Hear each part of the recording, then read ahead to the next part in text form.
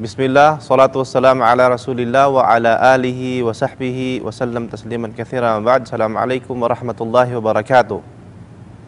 Ang lahat ng papuri at pasasalamat ay ukol lamang kay Allah subhanahu wa ta'ala, at ang pagpapala ni Allah subhanahu wa ta'ala ay mapasa kanyang huling propeta na si Propeta Muhammad sallallahu alaihi wasallam.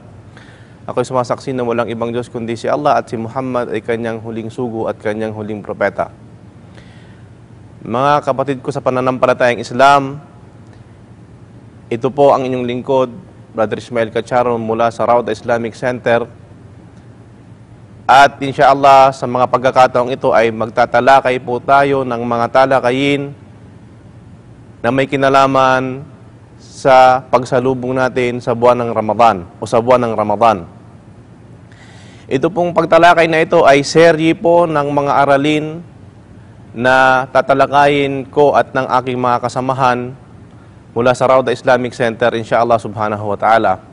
At ang unang aralin po mula sa mga aralin na ito ay ang aralin na may kinalaman sa kahigtan ng Ramadan at ang pag-aayuno dito.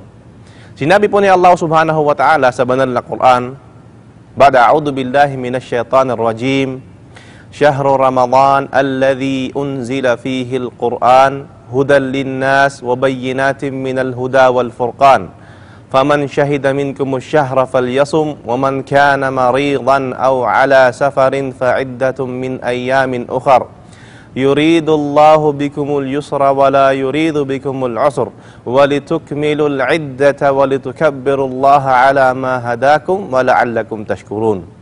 Ayon po sa pagkakasalin sa Tagalog sa pinakamalapit nitong kahulugan, sinabi po ni Allah subhanahu wa ta'ala, ang buwan ng Ramadan, ito ang buwan na kung saan ibinaba ni Allah ang Quran bilang gabay sa mga tao at malinaw na katibayan.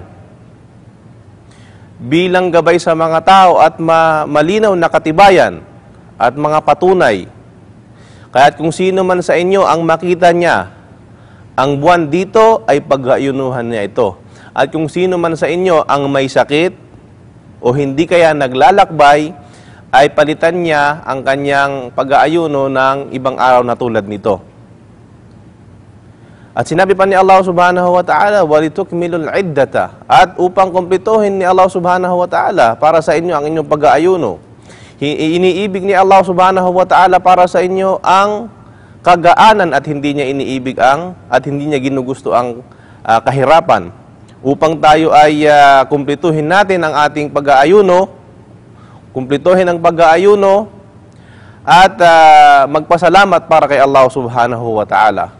At upang magpasalamat, hari nawa tayo magpasalamat kay Allah subhanahu wa ta'ala. Ito pong ayang ito ay nagpapatunay sa kahigtan ng buwan ng Ramadan na dito po ibinaba ni Allah subhanahu wa ta'ala ang Quran. Naggabay sa mga tao at malinaw na patnubay sa mga tao. At dito rin po sa ayang ito, sa Suratul Baqarah, verse 185, na sinabi po ni Allah subhanahu wa ta'ala na hari nawa tayo ay magkaroon ng pagkakataon na tayo magpasalamat kay Allah subhanahu wa ta'ala. Kumpletuhin natin ang ating pag-aayuno upang tayo ay magpasalamat sa Kanya kay Allah subhanahu wa ta'ala. Sa isang hadith naman po, na sahih, ayon kay Abu Hurairah radhiyallahu ta'ala na sinabi ni Propeta Muhammad sallallahu alaihi wasallam, Idza jaa Ramadan, futtihat abwabul jannah, wa ghulliqat abwabun nar, wa suffidatish syayatin.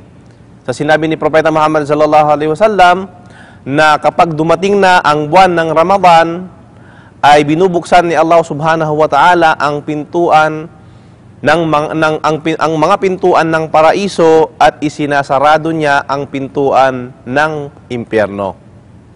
At ikinakadena niya ang mga satanas. Sa isang narration, wasulsilatish syayatin, at ginagapos niya ang mga satanas.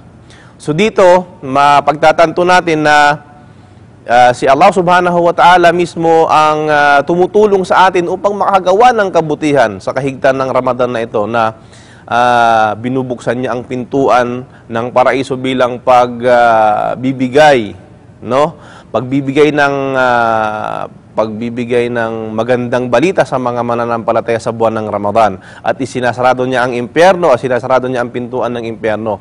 At ikinakadena niya ang mga satanas.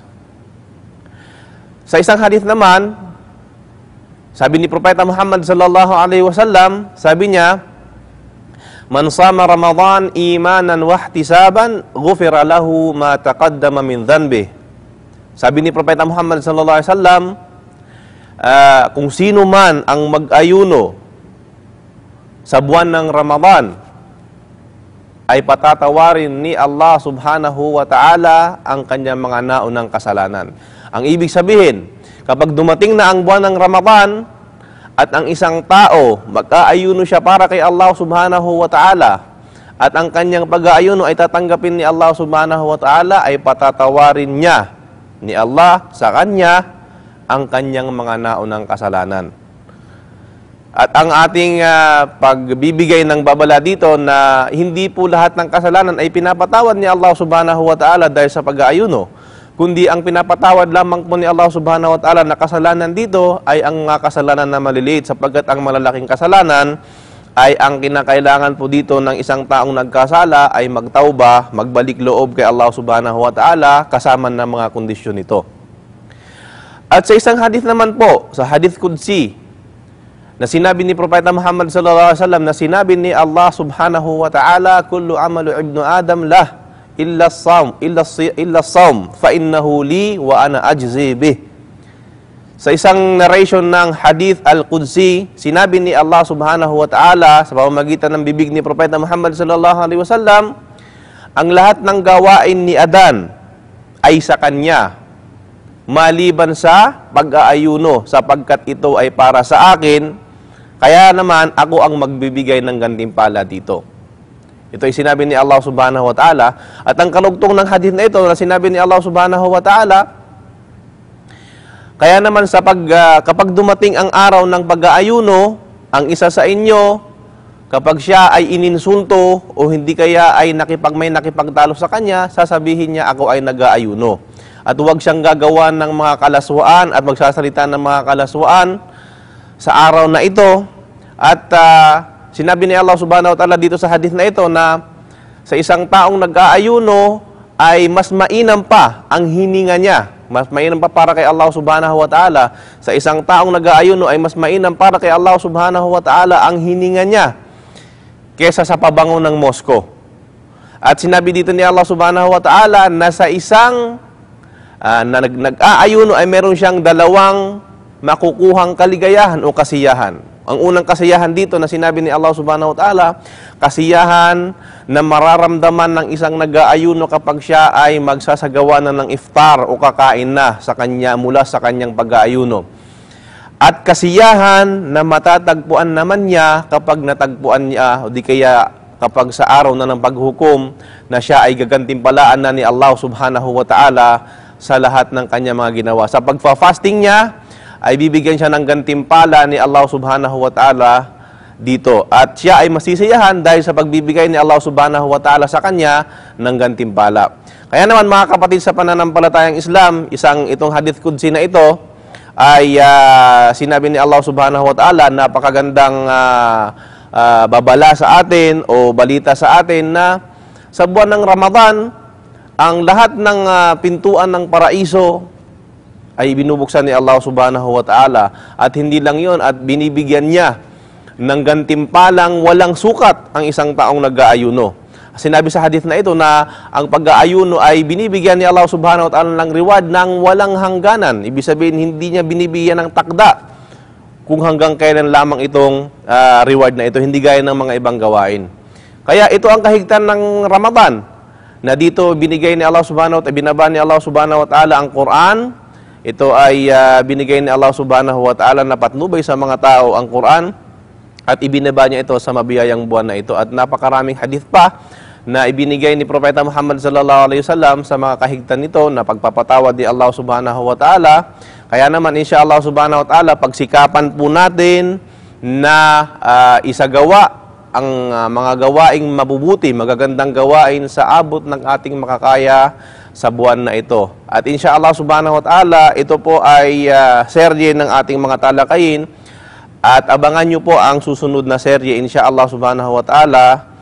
At hanggang dito na lang. Maraming salamat. Wa sallallahu ala nabiyyina Muhammad wa ala alihi wa sahbihi wa sallam. Assalamualaikum warahmatullahi wabarakatuh.